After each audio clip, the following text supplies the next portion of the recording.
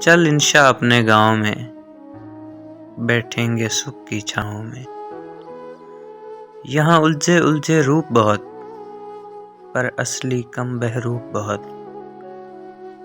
اس پیڑ کے نیچے کیا رکنا، جہاں سایہ کم ہو دھوپ بہت۔ چل انشا اپنے گاؤں میں، بیٹھیں گے سکھ کی چھاؤں میں۔ کیوں تیری آنکھ سوالی ہے، یہاں ہر ایک بات نرالی ہے۔ اس دیس بسیرا مت کرنا، یہاں مفلس ہونا گالی ہے۔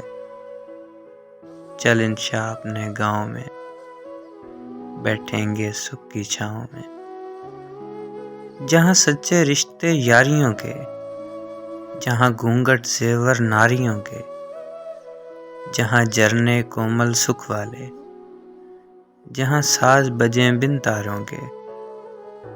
چل انشا اپنے گاؤں میں، بیٹھیں گے سکھ کی چھاؤں میں۔